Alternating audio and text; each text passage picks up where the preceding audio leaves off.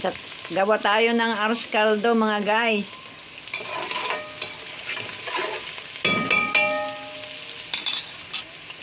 Ito na yung pang merienda at pang hapunan natin.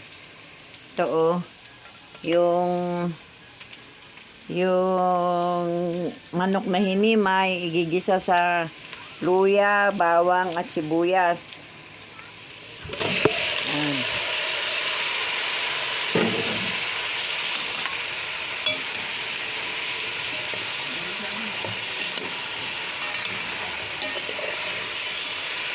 Damihan lang yung luya para masarap ang lasa, mga guys.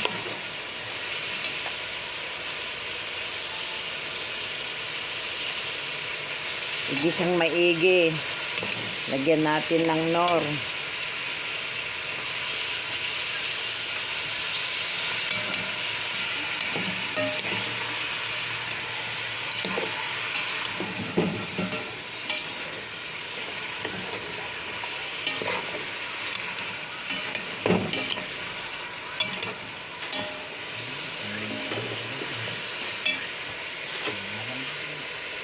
Dalawang nor ang ilalagay para masarap, mga guys.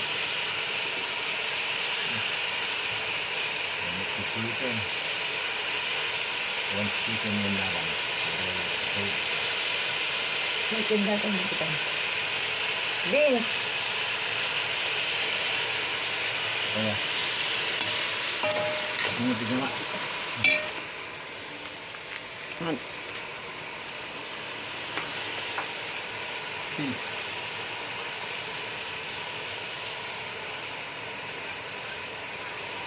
Gigisang maigi mga guys ha. Ayan.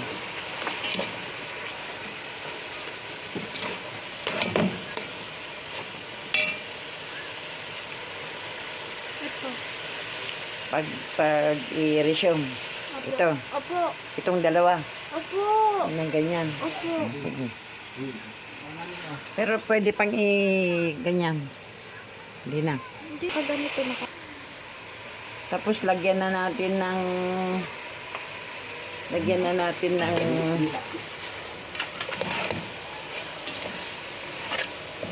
timpla niya mga guys. Okay.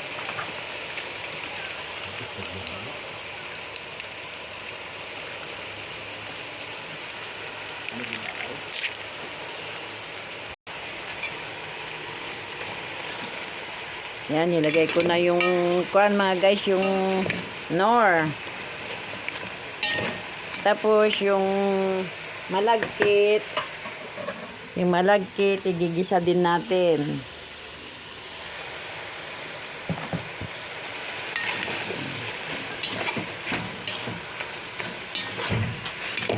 Yung patis, lagyan natin ng konting patis para may timpla, igisa rin natin yung patis. Tama na. Tapos igisa na natin yung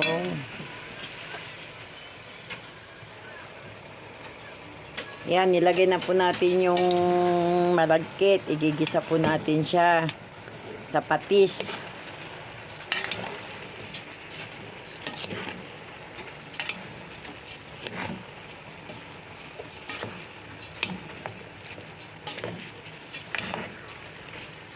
Tapos ito po, hahaluan ko po ng lemongrass mamaya para mas sumarap po siya.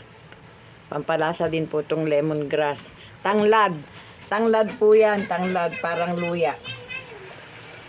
Tapos pag naigisa na po natin yung malagkit, lagyan mo na po natin ng tubig. Ayan, pinuno ko po ng tubig kasi maalsa. Maalsa po to.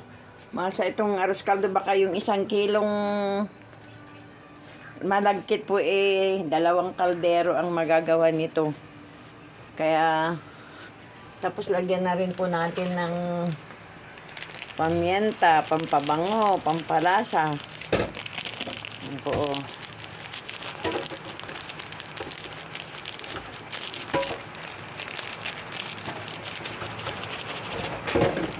Para mas sumarap. Tapos, ilagay na din po natin yung tanglad para pagkulo, ma-absorb po niya yung aroma ng tanglad. Ayan po.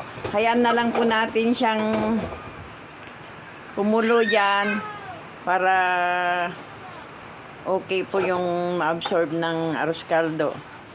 Thank you po for watching. God bless. Mamaya kakain na po tayo ng arroz caldo. Yan, pakuluin na lang po natin yan. Atas ang ulan. Ingat. God bless po sa lahat. Ingat po kayong lahat kasi umuulan.